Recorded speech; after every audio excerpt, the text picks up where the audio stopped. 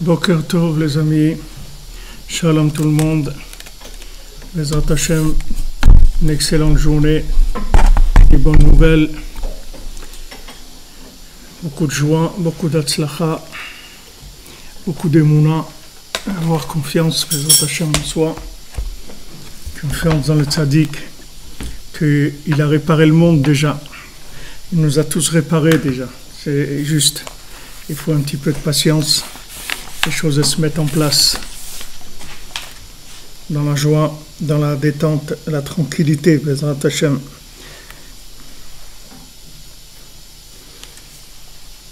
Alors on fait le cours Leilou Nishmat pour l'élévation de l'âme de Pérez Ben Shlomo Shekroun, le papa de notre ami Saadia Shekroun, et aussi Leilou Nishmat d'une dame qui est décédée et qui va être enterrée cet après-midi au cimetière d'Annecy, au cimetière des îles à Annecy. Si des gens qui écoutent ont la possibilité de se rendre au cimetière, c'est à 16h aujourd'hui l'enterrement.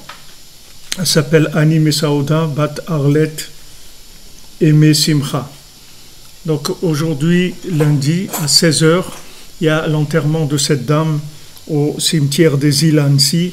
Ceux qui peuvent s'y rendre ou qui ont des amis ou de la famille qui peuvent s'y rendre, c'est une grande mitzvah, parce qu'il y a un problème de minyan, il n'y a pas assez de gens. On fait donc le cours aussi, Leilou Nishmata, et Leilou Nishmat aussi, M. Yitzhak Gourfinkel, Bezrat Hashem, que son âme soit avec Rabbeinu, que tous ces gens qu'on a cités, que Rabbeinu s'occupe de la réparation de leur âme. Comme on sait que Rabbi Nachman, tout son travail c'était de réparer les âmes, et notamment les âmes de ceux qui sont décédés, c'est-à-dire que des gens qui ont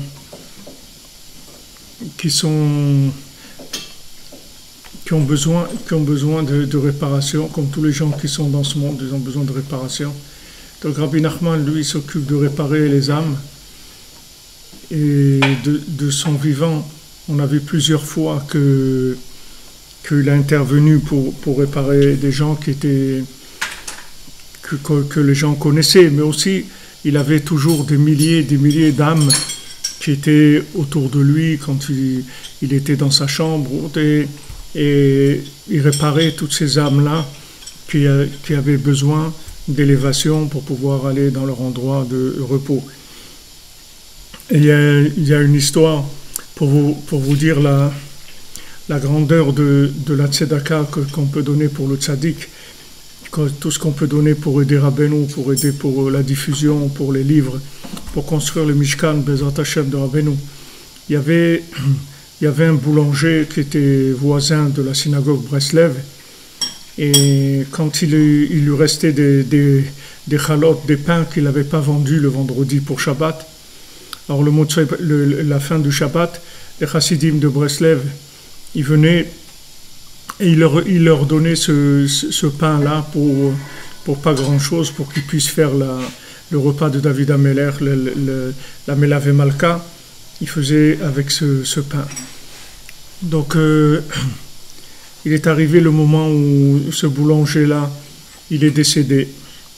Et quand il est décédé, alors il est venu chez Rabbi Nachman, comme tout le monde. Tout le monde va venir chez Moshe pour la réparation. Donc il est venu chez Rabbi Nachman, il a demandé à être réparé. Alors Rabbi Nachman a dit, moi je te connais pas, tu viens comme ça, etc.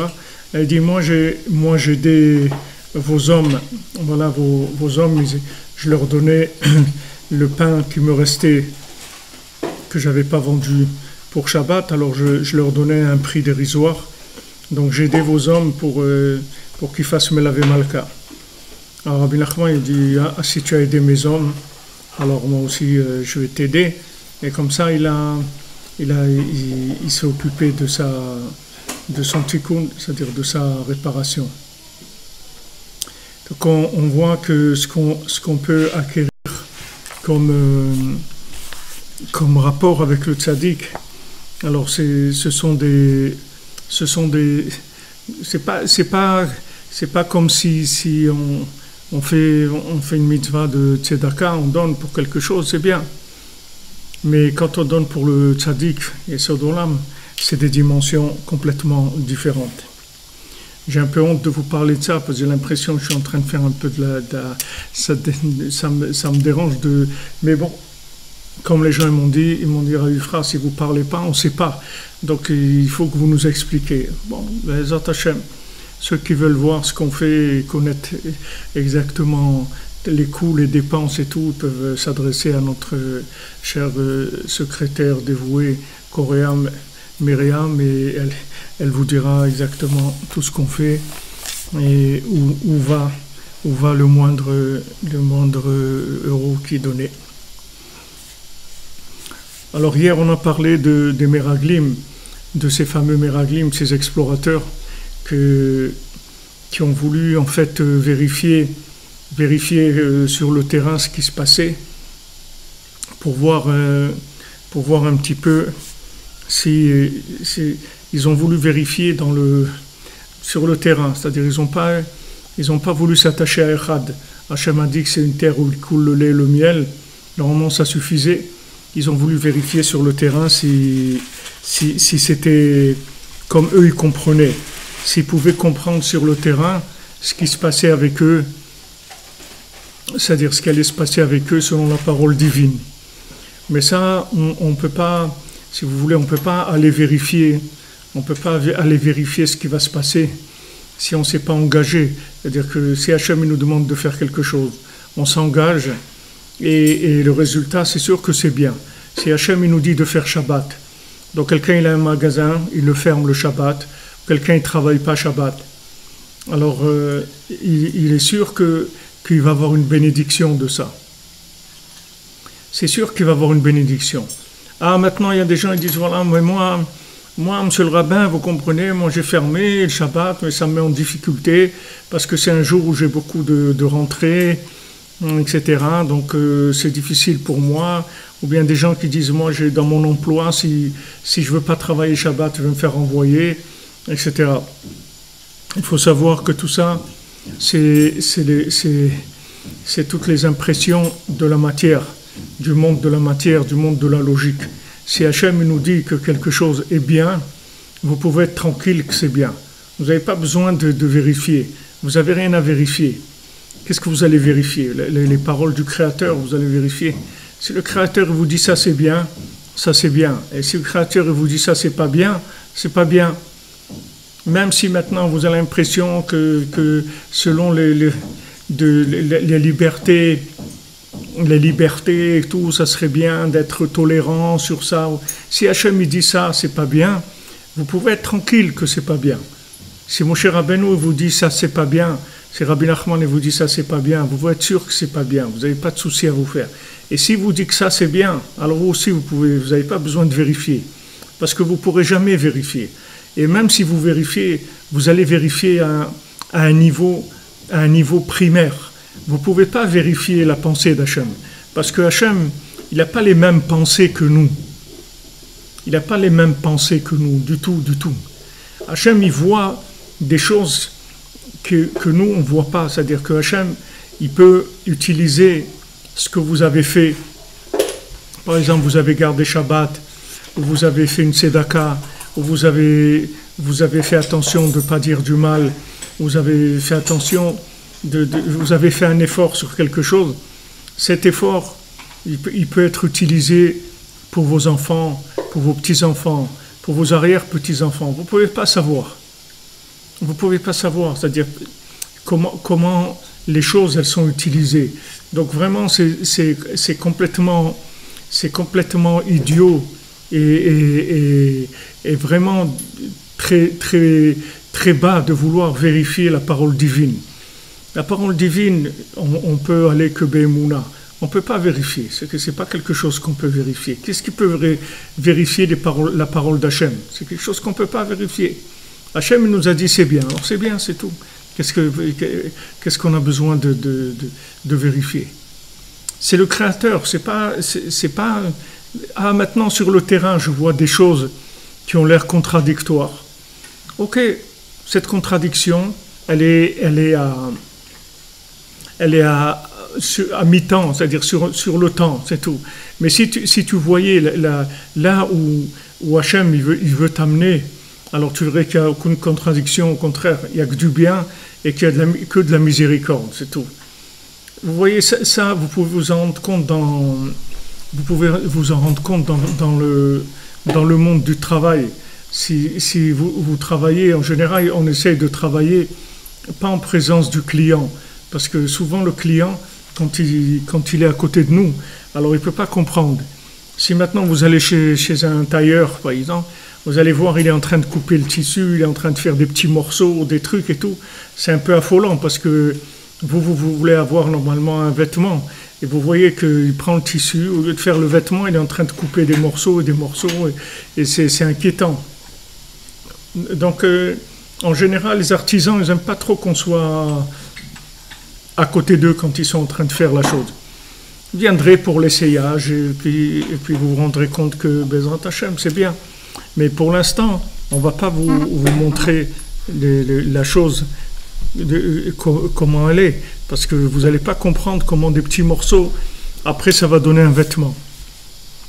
À plus forte raison, la pensée d'Hachem, qu'elle va sur des millénaires. C'est-à-dire, vous ne pouvez pas savoir. Vous ne pouvez pas savoir. Regardez, on a ce monsieur qu'on fait l'Eilou Nishmat, monsieur Yitzhak Gourfinkiel. Alors, c'est un monsieur qui a vécu il y a très longtemps, il y a 50 ans ou 60 ans, qu'il est décédé, ou 70 ans. Et maintenant, quelqu'un de sa famille qui a décidé d'essayer de faire quelque chose pour l'élévation de son âme, etc. Mais vous voyez que maintenant, pourquoi ça vient à ce moment-là? Pourquoi parce qu'il a dû faire quelque chose dans sa vie de bien, et cette chose-là, elle est arrivée à un moment à se présenter devant Hachem et donner la possibilité que maintenant, dans un cours, dans un enseignement de Rabbi Nachman, et sur le kever de Rabbi Nachman, on allume une bougie pour son âme, on parle de lui, comme c'est tous ces gens qui sont décédés, comme tous les gens qui ont besoin de ce qu'ils ont. D'où ça vient, ça? Ça vient des connexions que Hachem y fait avec les actions, avec les bonnes intentions aussi. Il n'y a pas que les actions, les bonnes intentions aussi de chacun. Quand quelqu'un il a une bonne intention, elle n'est pas perdue, son intention. Son intention, elle crée des choses. L'intention, ça crée des choses, parce que l'intention, c'est le vouloir de la personne, c'est très très élevé. Ça crée des choses extraordinaires. Seulement, les résultats, ils ne sont pas toujours comme nous, on pense que c'est. C'est-à-dire que si on veut vérifier, en général, on va se tromper. Si on veut vérifier, en général, on va reculer, on ne va pas avancer. Parce qu'on ne peut pas vérifier la parole d'Hachem. Personne ne peut vérifier la parole d'Hachem. Alors on fait aussi le shiur pour l'élévation de l'âme de Gotha Bat Yaakov Frima. Comprenez, c'est Rabbi Nachman a dit, si quelqu'un il touche uniquement à un de mes hommes, à quelque chose qui est en rapport avec moi, ça y est, c'est la réparation. Rabbi Nachman, il le répare. À peine s'il touche. Le problème, c'est que on ne peut pas se rendre compte de ce que ça veut dire. Notre problème, c'est ça, c'est que nous, on est très limité dans nos capacités de conception des éléments spirituels. Regardez matériellement aujourd'hui, regardez Baruch Hashem, on arrive à communiquer, regardez, on fait un cours, on est en live, en train d'étudier, moi je suis à Oman, vous êtes là, il y en a qui sont en France, il y en a qui sont en Israël, qui sont au Canada, il y en a qui sont en Afrique. Regardez cette dimension à laquelle on est arrivé. Ça, c'était là, c'était dans le monde. Je veux dire, il y a 5 siècles aussi, c'était là, la possibilité de faire ça. Mais c'est pas venu. On n'a pas découvert ça. Maintenant, on l'a découvert. Hachem, il a décidé qu'on va découvrir, alors on a découvert ça. Mais potentiellement, ça a toujours existé. C'est-à-dire, on n'a rien inventé qui n'existait pas. Il n'y a pas d'invention. On a découvert des choses, on a fait des découvertes, mais des inventions, ça n'existe pas. Il n'y a personne qui a inventé quelque chose. Tout celui qui a découvert quelque chose, il a découvert par rapport à quelque chose qui existait. Il y a tout ce qui vient dans le monde, c'est yesh mi yesh, c'est quelque chose par rapport à autre chose, mais pas yesh mi haïn. C'est pas quelqu'un, il crée pas. On n'est pas des créateurs. On fait des découvertes. Quelqu'un, il a découvert l'Amérique. Ok, il n'a pas créé l'Amérique, il a découvert. Elle était là, l'Amérique. Elle était là. C'est pas lui qui a créé l'Amérique. L'Amérique était là. Seulement, il ne savait pas qu'elle était là. Il a fallu qu'il y ait une histoire, qu'il aille en bateau, etc. Bon, il a découvert un continent. Voilà, c'est devenu ce que c'est devenu aujourd'hui. Ok. Spirituellement, c'est la même chose. C'est-à-dire que c'est pas la même chose, c'est encore beaucoup plus que ça. C'est-à-dire que quand on parle quand Rabbi Nachman dit « je vous répare, faites ça et vous serez réparé, c'est facile, etc. » On ne se rend pas compte de ce que ça veut dire parce qu'on est tellement loin des principes spirituels, c'est-à-dire Rabbi Nachman, il est tellement en avance par rapport à ce qu'il y a dans le monde qu'on peut pas imaginer ce qu'il dit, c'est-à-dire on lui fait confiance, au maximum on essaye de lui faire confiance, mais même dans cette confiance-là, on n'arrive pas à imaginer la puissance de réparation que c'est, parce on est limité dans ce qu'on sait, on ne connaît pas ces principes-là, ils n'ont pas été révélés dans le monde de façon qu'on ait une approche logique ou une approche palpable, et qu'on sache exactement ce qui se passe. Si on savait exactement ce qui se passe, ça c'est autre chose complètement. Complètement, si on voyait l'effet de réparation sur notre âme, ça y est, on n'aurait plus de libre arbitre, comme dit notre ami Torah Mitzvot. C'est vrai, tout ça c'est pour notre libre arbitre, mais nous, on doit dépasser le libre arbitre en disant à Hachem, regarde, moi j'ai confiance en toi, moi j'ai confiance dans le tzaddik, moi j'ai confiance en moi, je sais que je vais y arriver, j'ai aucun doute sur ça, j'ai aucun doute. Rabbi Nachman, il a dit Gamarti ve'egmor, je finis, je vais terminer. Nitzarti ve'natser, j'ai gagné, je vais gagner. Donc ça y est, avec chacun il a terminé, avec chacun il va gagner. Tout le monde va être réparé, tout le monde va arriver au top de l'optimisation de ce pourquoi il est venu dans ce monde. Donc ça y est, on peut se détendre, on peut sourire, on peut rire, on peut danser, on peut être joyeux. Ah, maintenant, ça ressemble à des moments de ma vie qui ressemblent à ça ou à ça, c'est pas important. C'est pas important. Si Hachem, il te dit qu'Eretz Israël, il coule le lait et le miel, d'accord? Maintenant, tu arrives en Eretz Israël et tu vois pas qu'il coule du lait et du miel. Tu vois que tu es en train de couler toi-même. Tu es en train de couler, ton portefeuille il coule, ton compte en banque il coule, tu vois des problèmes. Tu as des e-cool dans le compte en banque, tu vois qu'il y a beaucoup de choses qui coulent, mais le lait et le miel, tu ne te rends pas compte tellement, tu ne vois pas tellement où il coule. En tout cas, tu n'as pas trouvé tu as beau essayer d'être cool, mais quand même c'est difficile. Alors, qu'est-ce qu'on fait? Alors, on va aller d'après... Donc, ça veut dire quoi? Que Chas v'Shalom, Hachem, il nous a menti. Hachem, il nous a dit quelque chose. Pourquoi Hachem, il veut nous embrouiller, il veut nous faire souffrir, il veut nous amener quoi? C'est pas du tout. Pas du tout. Pas du tout. Hachem, il veut que notre bien. Hachem, il nous aime. Donc si Hachem, il nous a garanti quelque chose, on peut y aller. Il n'y a pas de souci à se faire. C'est sûr que la parole d'Hachem est vraie. Et c'est sûr qu'elle est éternelle. Et c'est sûr que ça va amener des délivrances extraordinaires à chacun. C'est sûr que c'est un progrès extraordinaire. C'est sûr. Il n'y a aucun doute sur ça. Seulement, le degré de confiance, il va être éprouvé. Donc maintenant, est-ce que tu as vraiment confiance ou pas? Est-ce que tu es sûr de ces paroles-là? Ou bien tu penses que sur le terrain, ce que tu vois, alors ça peut être le contraire. Alors tout dépend du lien entre l'envoyé et l'envoyeur. Maintenant, ces méraglibs, ces explorateurs, ils ils voulaient, c'est-à-dire ils étaient d'accord avec la parole d'Hachem, mais ils voulaient quand même voir que ça correspondait dans une certaine mesure à leur façon de voir les choses, qu'ils comprennent que ce que ça veut dire coule le lait et le miel.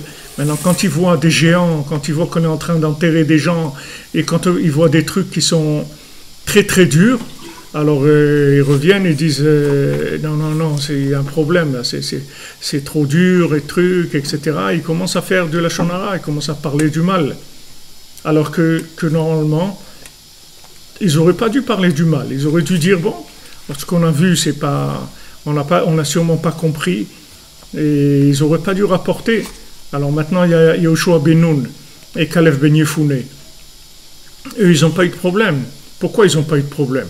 Parce qu'ils ont fait de la connexion. C'est pas qu'ils ont réfléchi. Ils savaient, surtout Kalev ben Yefune, parce que Yoshua ben Nun, il n'a pas eu de problème, parce qu'il était sous la tutelle de Moshe Rabbeinu. Donc maintenant, si vous êtes sous la tutelle du tzaddik, lui-même, il vous protège de la vision de ce monde qui risque de vous chambouler de votre vie. Il fait attention.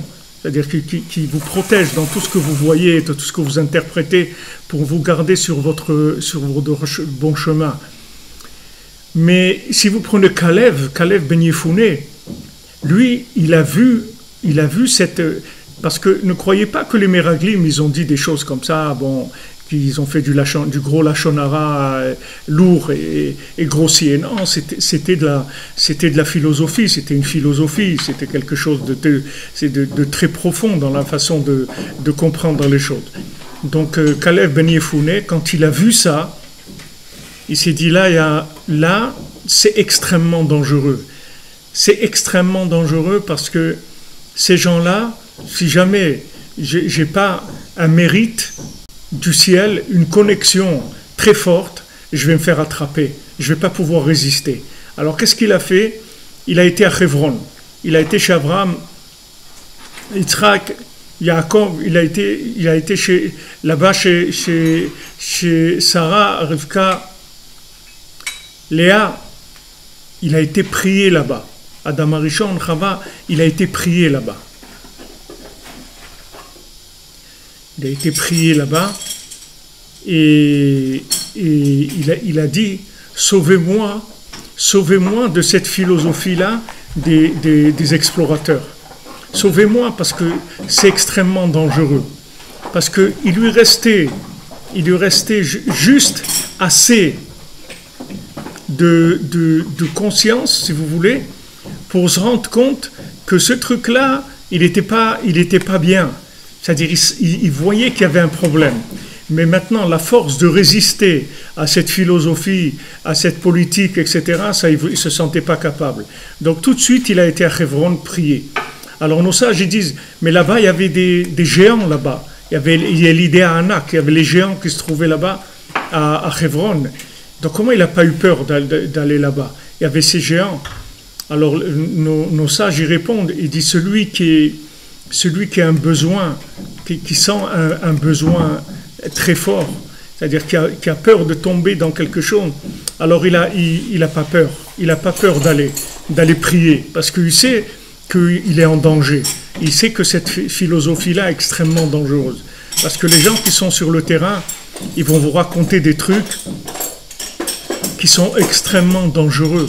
Parce que, si vous voulez, les gens qui sont pas attachés aux tzadikim, qui ne sont pas attachés aux enseignements profonds de la Torah, aux secrets de la Torah, ils sont obligés d'avoir une certaine logique, puisque la Torah qui n'est pas les secrets de la Torah, qui ne vient pas du Zohar ou de la Kabbalah ou de la Chassidoute ou bien de l'enseignement de Rabbi Nachman, c'est obligé qu'il y ait de la logique, puisque c'est de la Torah de raisonnement. Donc ils arrivent, les gens, à faire des raisonnements qui sont faux. Ils se trompent tout simplement dans leur raisonnement. Parce qu'il y a toujours des systèmes de cause à effet, il y a toujours de la logique dans la façon de voir les choses.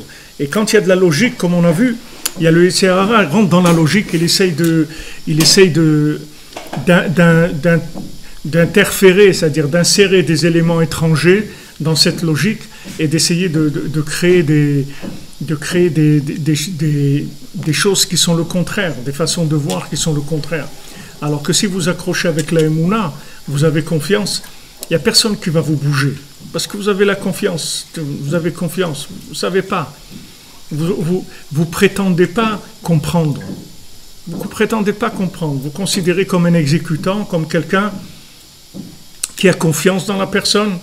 Donc, du moment où j'ai confiance, moi, ce qu'on me dit de faire, je vais le faire. Et puis c'est tout. Je ne vais pas plus loin. Et quand on va me demander, mais pourquoi? Je dis, regarde, moi, je sais pas pourquoi. Moi, c'est de la prétention. Tu me demandes à moi pourquoi. Ce serait de la prétention de ma part de vouloir comprendre quelque chose. Moi, je suis le malade. Moi, je suis pas le docteur.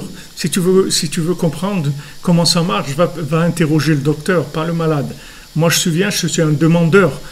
Moi, je sais pas. Donc, moi, je sais que il y a un docteur des âmes, il y a un docteur de la génération qui va soigner les âmes jusqu'à Mashiach. Il s'appelle Rabbi Nachman de Breslev. Et ce qui va me dire, je vais le faire, c'est tout. Parce que je sais qu'il garantit son traitement et qu'il dit que du moment où maintenant j'écoute ce qu'il me dit de faire, alors je vais être soigné. Je vais sortir guéri, c'est tout. De toute façon, j'ai vu aucun médecin qui me donne de telles garanties. Et moi-même, de toute façon, je ne sens pas que je suis au niveau de me prendre en main et que je vais arriver à m'en sortir. La Emouna, c'est d'agir sans se poser de questions. Oui. La Emouna, c'est le bitoul, c'est la soumission. Mais ne croyez pas que, je vais vous dire, la chose qui est extraordinaire,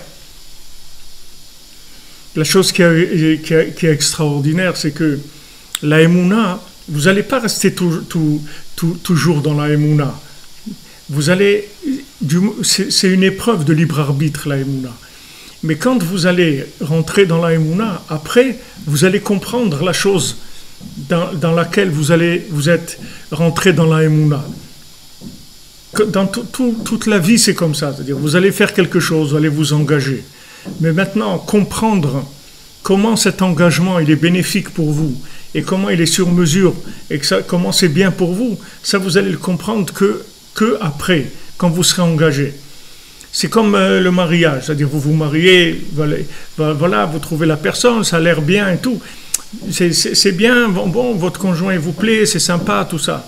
Mais comprendre que c'est votre conjoint, ça va mettre des années et des années pour que vous compreniez que vraiment c'est votre moitié. Ça va prendre beaucoup d'années, parce qu'au début, vous ne pouvez pas vous rendre compte de ça.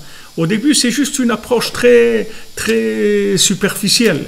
Mais après, vous allez découvrir chaque jour comment c'est quelque chose qui est extraordinaire. C'est quelqu'un qui est vraiment votre moitié à tous les niveaux. Mais ça, il faut du temps.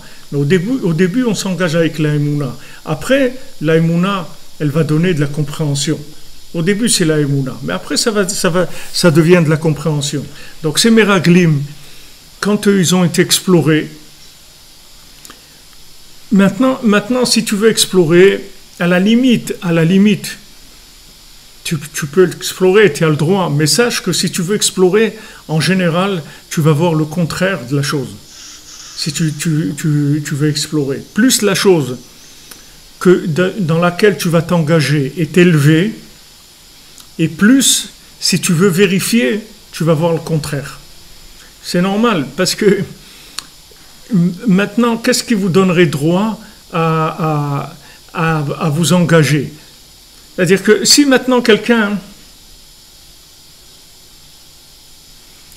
C'est David Ben Matouk, Bezat Hashem, c'est votre anniversaire, alors qu'Hachem il soit Mematek, il vous adoucisse votre vie jusqu'à 120 ans, que vous viviez dans le bonheur, la joie, la santé, toute la bénédiction d'Hachem et sa protection soit avec vous, de tous les tzadikim, Bezat Hashem. Donc maintenant, regardez. Maintenant quelqu'un, il veut monter en Israël, d'accord?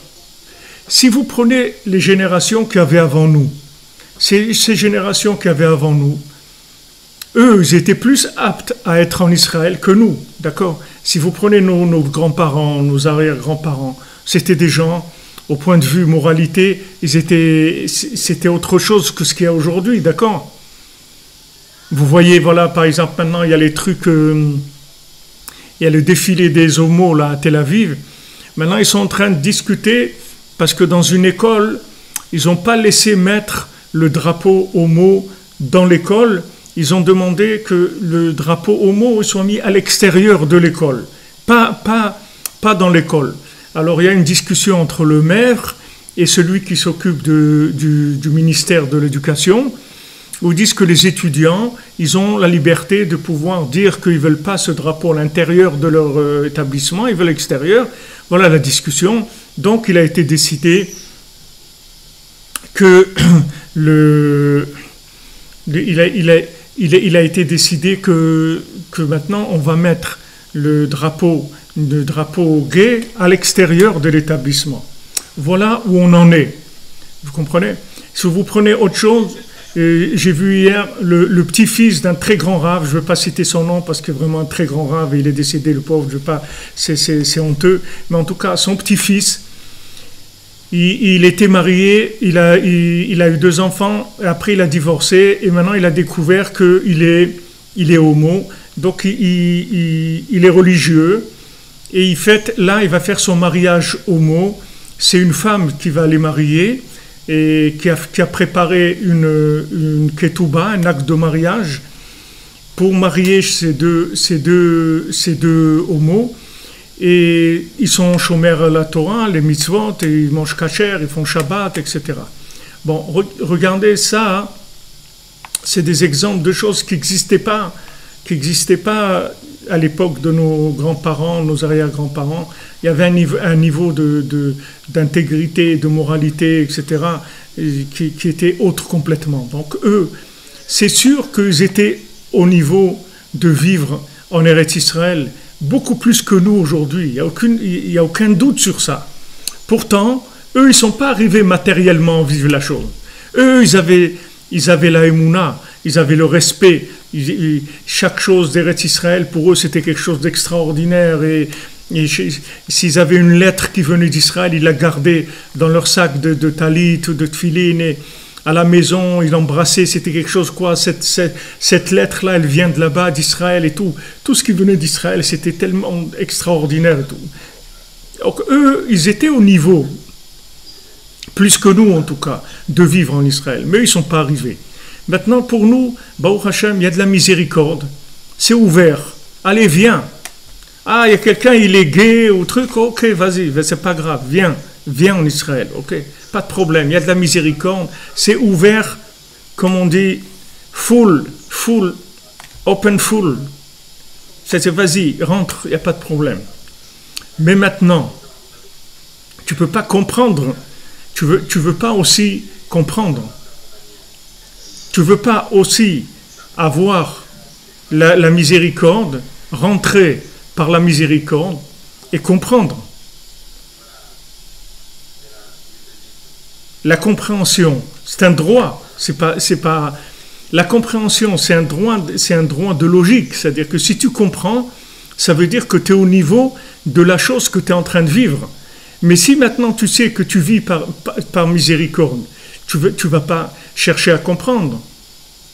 Tu vas pas la moindre des choses, c'est ça, c'est que tu vas pas chercher à comprendre parce que tu vas te dire attends, c'est de la miséricorde. Je sais que comme je suis normalement par rapport à Eretz Israël, j'ai pas le droit d'après les droits, d'après la logique. Rabbi Nathan, je vous l'ai dit dans l'écouté de Philot, qui je suis moi pour dire uniquement le mot Eretz Israël dans ma bouche. Je suis même pas au niveau de dire ce mot-là dans ma bouche. À plus forte raison de marcher en Eretz Israël ou de vivre en Eretz Israël. C'est des choses qui sont très très élevées, très très élevées. Donc maintenant, il faut que tu saches qu'au niveau logique, tu es très très loin de comprendre quoi que ce soit. Donc maintenant, plus il va y avoir de distance entre la chose que vous êtes en train de vivre et ce que vous êtes, moins vous allez comprendre. C'est tout à fait normal. Puisque maintenant, plus il y a de part de miséricorde dans ce que vous êtes en train de vivre, moins vous avez la possibilité de comprendre. Sinon, c'est plus de la miséricorde. C'est un droit. C'est plus de la miséricorde. Si vous comprenez, ça veut dire que vous avez payé votre place. Donc, vous avez un droit. Mais si maintenant vous savez que c'est de la miséricorde, vous ne pouvez pas chercher aussi à comprendre. Rabbi Nathan, il dit ça dans l'écoute à la ronde, sans arrêt. Rabbi Nathan, il dit ça. Il dit, tu veux pas, en même temps, on te fait cadeau des choses. En même temps, on te donne un conjoint. En même temps, on te donne des enfants. En même temps, on te donne un Eretz Israël. En même temps, on te donne, tu voyages chez Rabbi Nachman, tu fais Tikkun HaKlali. En même temps, on te donne une parnassa. On te donne la santé. On te donne tellement de choses. De la Torah, de la Emouna, de la Tfila. Mais en plus, tu veux comprendre. Mais ça marche pas. D'abord, dis merci, vis ce que tu as à vivre. Et la compréhension, elle viendra, c'est tout, avec le temps. Avec le temps, vous allez voir. Rabbi Nachman, il dit que on va tout expliquer. Il viendra un moment, on va t'expliquer tout ce que vous avez vécu dans votre vie. Tout ce que tu as vécu dans ta vie, on va te l'expliquer dans le moindre détail. Mais pas maintenant, c'est tout. Maintenant, tu es dans l'épreuve. Tu es dans l'épreuve du libre arbitre. Mais après, on va t'expliquer tout. Tu vas tout comprendre. Tout ce qui s'est passé avec toi dans le moindre détail, tu comprendras tout. Donc maintenant, en fait, le problème des explorateurs, c'était que dans le temps, c'est tout. Parce que d'abord, il fallait mettre en avant la parole divine. Il fallait dire, voilà, Hachem nous a dit que c'était bien, donc on y va. On y va déjà. Après, maintenant, ouais, mais je vois, c'est pas facile et tout. Ok, Hachem il a dit que c'est bien. Ok, alors, toujours renforcer le lien. Renforcer le lien avec la parole divine. Tout le temps renforcer le lien avec la parole divine. Demander à Hachem, je t'en prie, je suis en train de voir des choses à l'envers. Aide-moi que les choses que je vois à l'envers, elles ne m'éjectent pas. Elles ne m'éjectent pas. Aujourd'hui, vous voyez tous les couples, comment ils sont attaqués, toutes les familles, ou les gens, les pauvres qui n'arrivent pas à se marier, ou bien quand ils sont mariés, ils n'arrivent pas à rester mariés. Il y a des attaques énormes. Donc maintenant, si c'est quelqu'un ici qui se trouve dans une guerre contre le noyau familial, contre le foyer, contre les valeurs de la famille, etc. Donc si quelqu'un, il sait ça, que maintenant, d'être marié aujourd'hui, d'avoir des enfants, d'être marié avec un homme, avec une femme, déjà, c'est un mérite extraordinaire. Et d'avoir des enfants, c'est un mérite. Et de vouloir se marier, c'est un mérite extraordinaire. Donc quelqu'un, il sait que cette chose-là, c'est pas logiquement qu'il y a droit. Peut-être qu'il y a 2-3 siècles en avant, c'était logique de se marier. C'était normal. Aujourd'hui, c'est pas normal. Aujourd'hui, qui est-ce qui est normal? C'est celui qui se marie pas, ou les homos, ou les trucs comme ça. C'est ça les normales. Mais les gens maintenant qui veulent fonder un foyer normal, éduquer leurs enfants normalement et tout, avec des valeurs de politesse à la maison, mais ça c'est des gens anormaux. Donc maintenant tu es en train de vivre quelque chose qui est considéré dans la génération comme étant anormal. Donc il faut que tu saches que c'est un cadeau d'Hachem ce que tu vis. Parce que normalement la norme c'est pas ça. La norme, tu vois bien, c'est les débats. Est-ce que maintenant, le drapeau gay, on le met dedans l'établissement ou dehors de l'établissement? Voilà de quoi la mairie de Tel Aviv, elle est en train de discuter avec le ministère de l'Éducation nationale. Voilà où on est en train de discuter. Est-ce que maintenant, le drapeau dedans ou dehors? Donc voilà les droits, on demande au tribunal d'intervenir, quels sont les droits? Voilà où on est. Ça c'est l'endroit où on est. Maintenant, celui qui n'est pas là-dedans, combien il doit être content? Combien il doit être content que Baruch Hashem, que je ne suis pas là-dedans. Baruch Hashem, que je ne cherche pas le drapeau ni dedans, ni dehors, ni nulle part. Baruch Hashem, moi j'ai le drapeau blanc, c'est tout. Moi j'ai des drapeaux blancs, j'ai des sauf qui peut, c'est tout. Voilà, j'ai pas. Baruch Hashem, tout ce que je veux, c'est des cadeaux extraordinaires. Cadeaux d'Hachem. Alors maintenant, quand vous savez quel décalage il y a entre ce que vous vivez et la génération dans laquelle on se trouve, alors vous ne pouvez pas chercher à comprendre encore, en plus. Vous n'allez pas demander à comprendre parce que vous sentez que c'est quelque chose qui est étranger à la génération.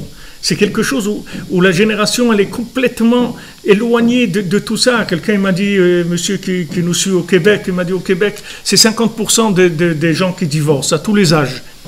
Il n'y a pas d'âge, 60 ans, 70 ans, 40, ils divorcent. 50% au Québec. D'accord? Donc vous voyez, c'est un fléau. Donc celui qui n'est pas tombé dans ce fléau-là, mais c'est un cadeau d'Hachem, parce que c'est une maladie. C'est une maladie, c'est comme une épidémie. Mais au lieu que c'est une épidémie physique, c'est une épidémie mentale. Mais c'est une épidémie, ça va partout. Donc quand quelqu'un que Baruch Hashem, il a envie de se marier, il est marié et il reste marié, mais c'est extraordinaire. C'est extraordinaire. C'est quelque chose de nifla, de nifla méode. Donc en plus tu veux comprendre, c'est pas possible. Parce que si tu comprends, ça veut dire que logiquement, tu y as droit, si tu comprends. Si tu comprends la chose, ça veut dire que tu y as droit logiquement. Or, tu sais que logiquement, tu n'y as pas droit. Donc, tu n'as pas le droit à la compréhension de la chose.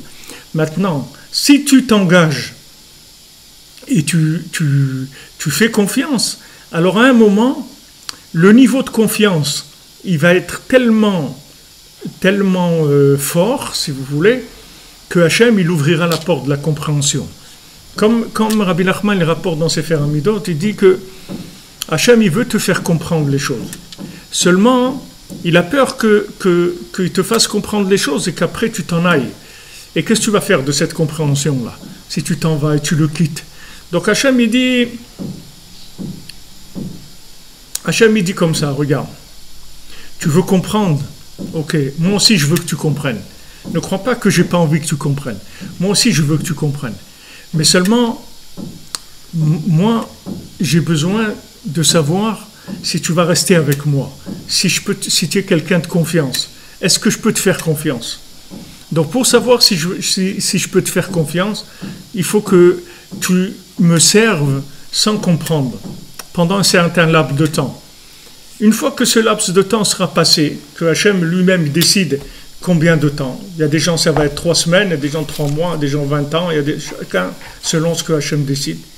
Une fois que ce laps de temps, pour donner preuve de ta confiance, sera passé, alors là je te donnerai accès à la compréhension. Et Hachem il dit, et si maintenant je vois que tu fais quelque chose ou tu dis quelque chose qui risque de remettre un peu en cause la confiance que j'ai en toi, alors je me souviendrai des jours où tu m'as servi sans rien comprendre. Et ces jours-là, ce seront les jours de garantie pour moi que tu es quelqu'un de confiance et que tu ne vas pas m'abandonner. Donc ce qu'Hachem il veut, c'est qu'il sache qu'on ne va pas l'abandonner. C'est-à-dire qu'on va rester avec lui. Donc maintenant, quand il nous ouvre les portes, il nous fait cadeau quelque chose. Tout ce qu'il nous fait cadeau dans notre vie, chacun là où il est, tous les cadeaux qu'il reçoit. Hachem, il veut savoir, est-ce que maintenant tu es quelqu'un de confiance? Est-ce qu'on peut, comme on dit, compter sur toi? Est-ce qu'on peut investir en toi? Comment Hachem, il va savoir s'il peut investir en nous ou pas? C'est le degré de confiance. Maintenant, vous avez quelqu'un, vous voulez faire des affaires avec lui. Alors, vous allez commencer à faire une affaire de 100 €, 500 €, 1000 €. Ok? Vous allez voir. Si au bout de 1000 €, la personne, elle vous dit... Ouais, mais quand tu m'avais dit ces trucs, tu dirais, oh, ok, d'accord. Heureusement que j'ai mis que 1000 €. J'aurais mis 10 000 €, j'aurais perdu. Donc il y a un rapport, si vous voulez. Il y a un rapport avec Hachem de confiance. Et ne croyez pas qu'Hachem ne veut pas qu'on comprenne. Hachem, il veut qu'on comprenne. Hachem, il veut nous donner à manger de l'arbre de la connaissance du bien et du mal. Mais d'abord, il veut qu'on rentre dans le Shabbat, c'est-à-dire qu'on rentre dans la Emouna. La Emouna, Shabbat, ça veut dire Shvita, ça veut dire, il n'y a pas de... C'est la grève, c'est-à-dire c'est la grève de la compréhension. C'est-à-dire on rentre dans le bitoul, dans la soumission. On rentre dans la soumission.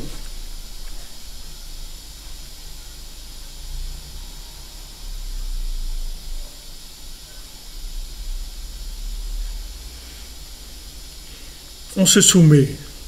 Une fois que maintenant on se soumet, quand Hachem il va juger que notre degré de soumission fait de nous quelqu'un de confiance, quelqu'un d'assermenté, comme on dit, si ça existe, la notion elle existe, je ne sais pas si réellement les gens ils ont droit à cette chose-là, mais en tout cas cette notion elle existe.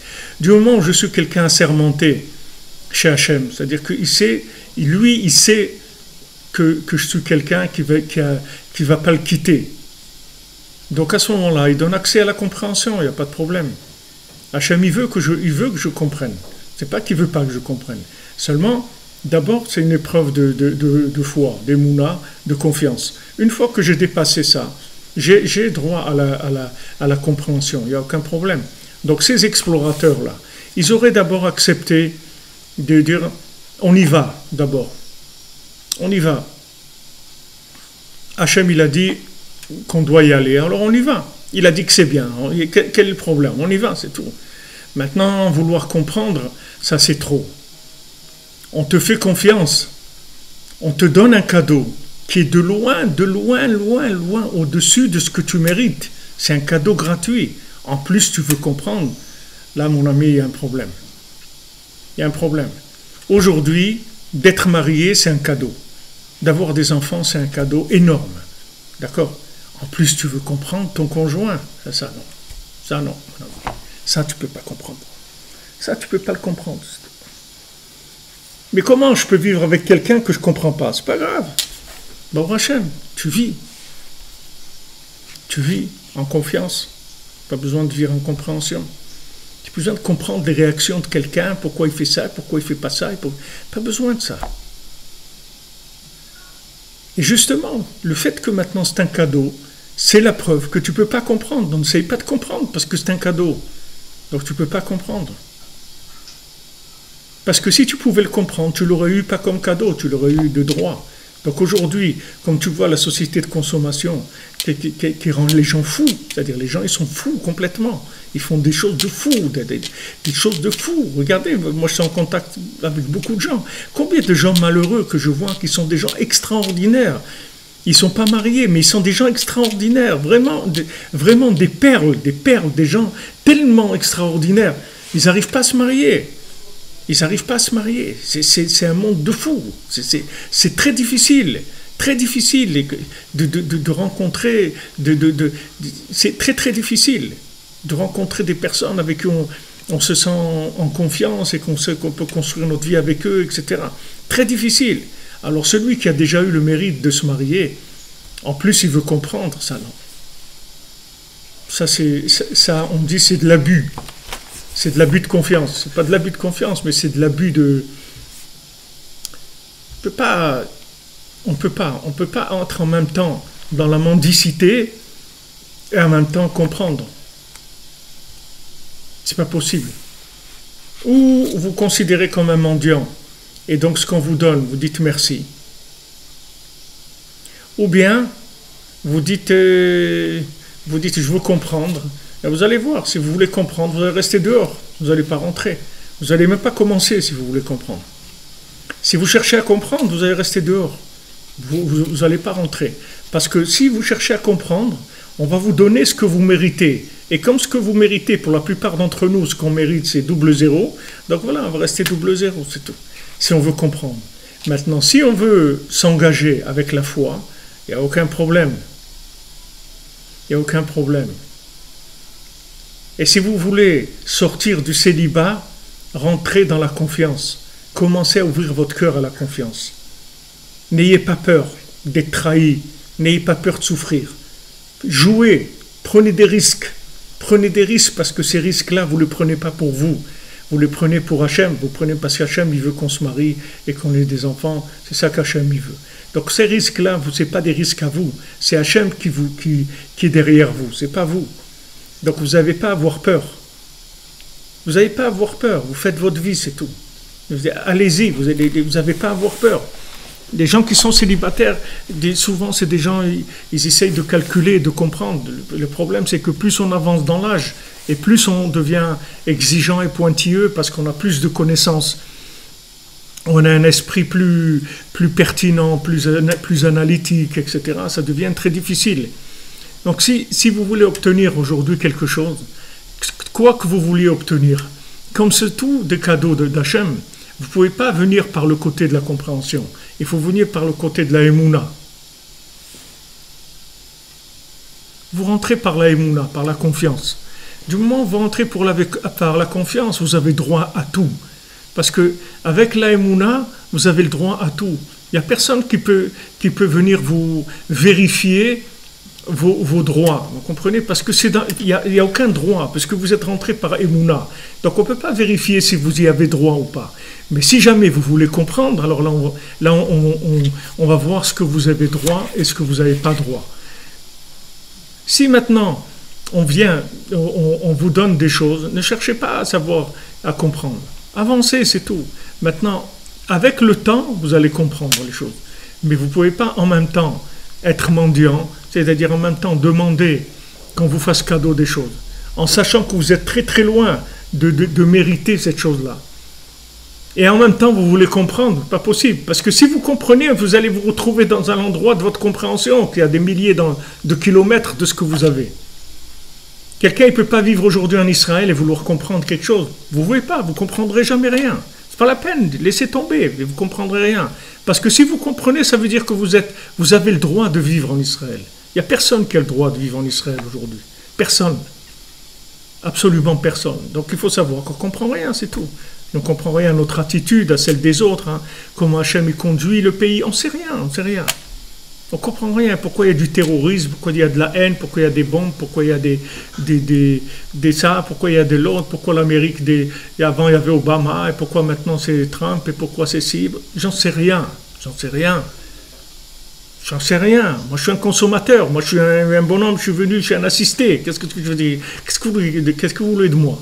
Je ne vais pas vous expliquer comment ça marche. Moi-même, je suis assisté complètement. C'est un cadeau gratuit. Donc, je ne peux pas vous dire qu'est-ce que va être Hanan, Matana Trinam. C'est un cadeau gratuit. Hachem m'a donné ça gratuitement. Ma vie me l'a donné gratuitement. Tout ce que j'ai tous les jours, c'est gratuit. Vous voulez en plus que je comprenne? Je ne peux pas vous expliquer. Mais une chose que je peux vous dire, c'est que si vous avez confiance, ça marche, c'est tout. Ça marche, il n'y a aucun problème, si vous avez confiance. Mais comment ça marche? Je ne peux pas. Je n'ai pas le droit, vous comprenez? La compréhension, c'est la maîtrise, c'est le droit, c'est l'acquisition de la chose. Si vous avez maintenant, si vous comprenez quelque chose, ça veut dire que vous l'avez payé. C'est-à-dire que vous l'avez acquis. C'est à vous. Donc, vous ne pouvez pas. Maintenant, qu'est-ce que vous pouvez acheter aujourd'hui? Qu'est-ce que vous pouvez acquérir comme niveau de spirituel? Rien. Rien du tout. De par les droits qu'on a aujourd'hui. Donc, maintenant, le seul accès qui nous reste, c'est la confiance. Comme c'est écrit à l'époque messianique, c'est que de la confiance, que la émouna, c'est tout. Rabbi Nachman, il a dit à Rabbi Nathan, quand maintenant tu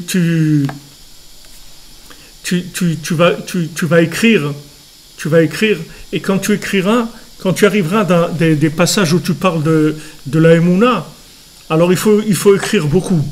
Il faut écrire beaucoup sur la Emouna. Parce qu'il faut renforcer la confiance, la foi, énormément, parce qu'on va avoir beaucoup d'épreuves de foi et de confiance. Pourquoi? Parce qu'on est dans la miséricorde. Du moment où on est dans la miséricorde, alors on ne peut pas comprendre, puisqu'on nous donne des cadeaux. On ne peut pas comprendre comment ça marche, parce que si on comprenait, on n'aurait pas besoin de cadeaux, on pourrait payer. Mais comme maintenant on ne peut pas payer, alors on nous fait cadeau. Mais en plus tu veux qu'on te fasse cadeau et tu veux comprendre, ça fait des courts-circuits, ça ne marche pas. C'est des choses qui ne marchent pas. On voit Rabbi Nachman. Rabbi Nachman, il avait le frère de sa maman, c'était le Rabbi Baruch de Medjibuz. Rabbi Baruch de Medjibuz, c'était un très grand sadique, c'était lui qui a remplacé le Baal Shem Tov, c'est-à-dire à mettre dans la ville de Medjibuz, dans la ville du Baal Shem Tov. Après dans les générations, les 2-3 générations après, c'est lui qui a remplacé le Baal Shem Tov. C'était un grand sadique, c'était le frère de la maman de Rabbeinu. Il y a la maman de Rabbeinu, il y avait le Rav de Sidilkov, le Degel Machan Ephraim, et il y avait le Rabbi Baruch de Medjibuz. Et Rabbi Baruch de Medjibuz, il était opposé à Rabbeinu. Bon, des fois, il disait qu'il était opposé à Rabbeinu parce qu'il voulait cacher sa lumière pour pas qu'il ait trop de marloquettes sur lui. Alors lui-même, il faisait de la marloquette sur lui pour le protéger, etc. Mais en tout cas, c'était un opposant. Alors une fois, la sœur de Rabbeinu, elle était chez son oncle, donc ce Rabbi Baruch de Medjibuz. Et en l'entendant parler, elle a compris qu'il était prêt à faire le shalom avec Rabbeinu, avec Rabbi Nachman.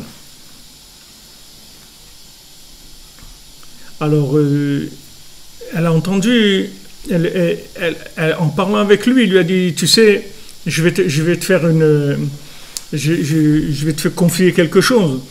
Et, il y a quelque temps, j'étudiais le Zohar et j'avais une question dans le Zohar. Et j'arrivais pas à comprendre. Il y avait un passage que j'arrivais pas à comprendre. Alors j'ai dit à Hachem comme ça, regarde, je crois que je vais arrêter de m'opposer à Rabbi Nachman et je vais arrêter ça, l'opposition que j'ai contre Rabbi Nachman. Alors il lui a dit, dès que j'ai dit ça, tout de suite j'ai compris le Zohar. Alors j'ai compris que je vais arrêter d'être contre lui.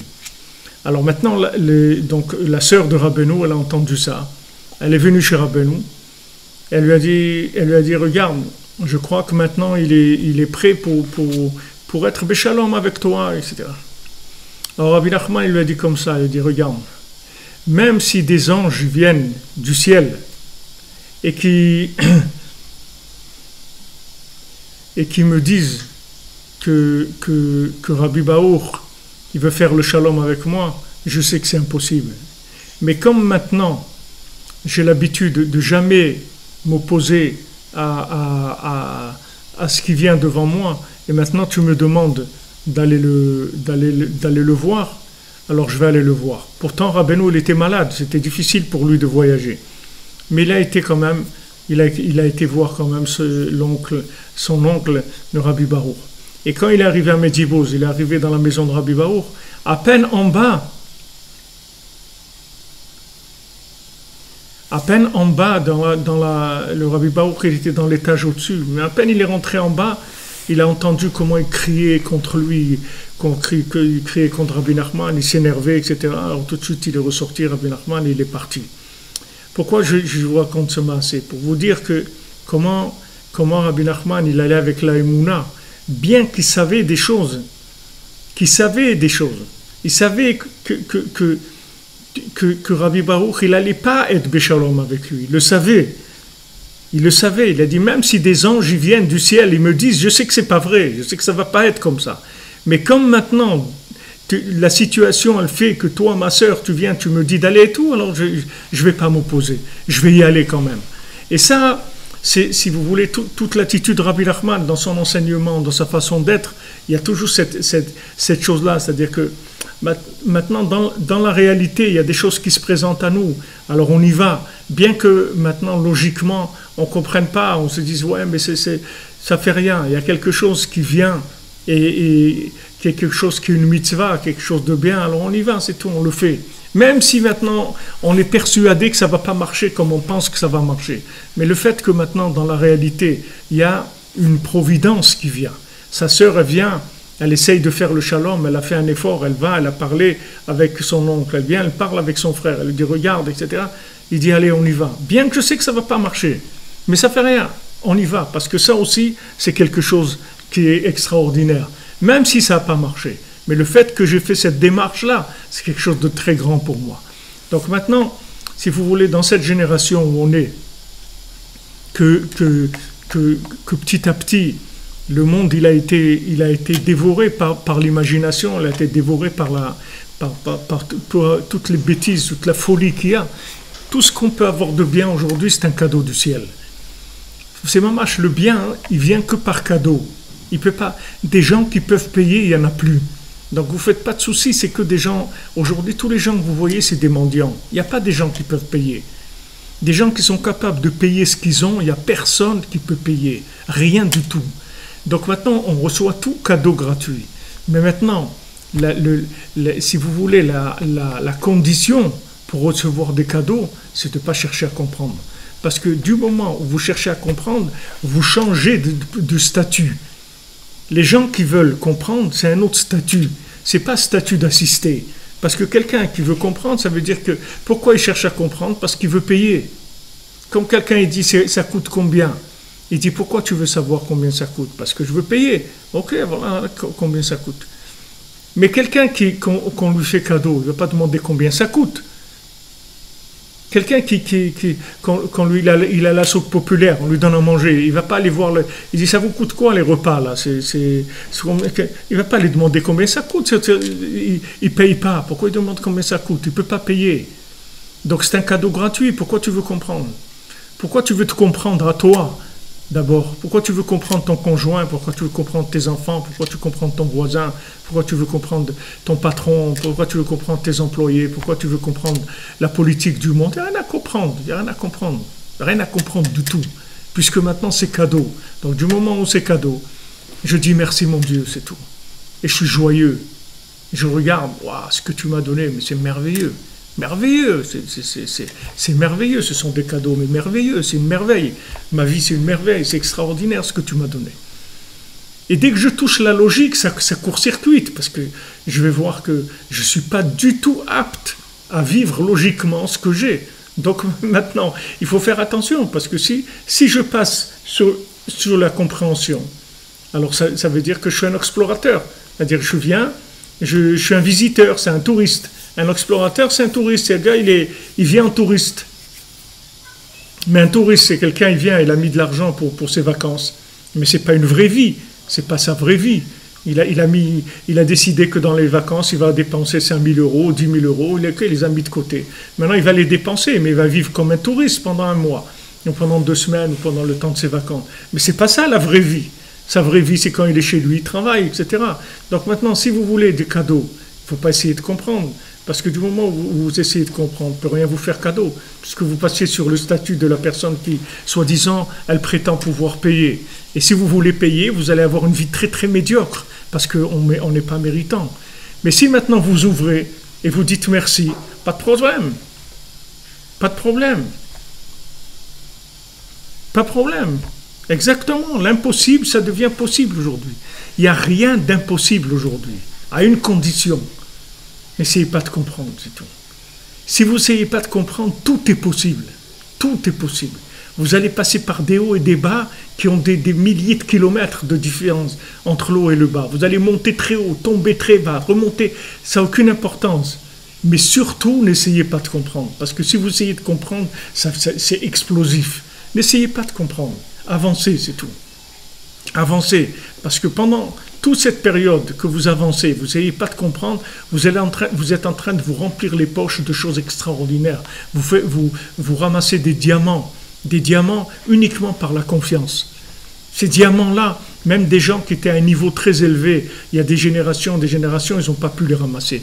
Regardez, des gens qui étaient au point de vue de moralité, il y a des gens, ma grand-mère allait à Shalom, ou mes grands-parents, des gens d'un niveau de morale et des niveaux de droiture, on peut même pas imaginer, c'est des gens, ça n'existe même plus dans le monde, un exemple pour pouvoir comparer.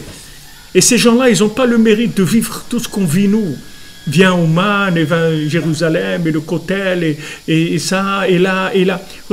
Mais tout pourquoi? Parce qu'on est rentré dans le statut de l'assistanat, du gratuit, de la mendicité. Mais si maintenant on veut payer, alors il n'y a pas le droit. On n'a pas le droit. Exactement, c'est l'échelle de Yaakov, on monte et on descend, c'est tout. C'est ce que Rabbi Nachman, il a dit à Rabbi Nathan quand il est venu dans le rêve. Rabbi Nathan, il a rêvé de Rabbi Nachman, et il essayait de monter dans une échelle et il tombait. Il essayait de monter dans une échelle et il tombait. Et Rabbi Nachman, il était en bas, il lui a dit, vas-y, tu vas y arriver. Vas-y, tu vas voir que tu vas y arriver. Et comme ça, Maître Rabbi Nathan, il est arrivé à tout ce qu'il est arrivé et nous a laissé cet héritage extraordinaire avec plein d'énergie, plein de joie, plein de confiance. Et avec ça, on peut arriver à tout. On peut arriver à tout, mais sans surtout pas essayer de comprendre. Surtout pas essayer de vérifier quoi que ce soit, de dire merci et d'avancer et de dire merci, c'est tout. Et on avance, et on a confiance, et on se lance parce qu'on a confiance, on n'a pas peur. On n'a pas peur parce que de toute façon on ne paye rien du tout. Donc de quoi vous allez avoir peur? Celui qui a peur, c'est qu'il a payé un petit peu, peut-être il n'aura pas assez pour tout payer. Mais celui qui paye rien, il a peur de quoi? Il a peur de rien parce qu'il n'a rien de toute façon. Alors, Bezant Hashem, chez Batzlacha, une bonne journée les amis.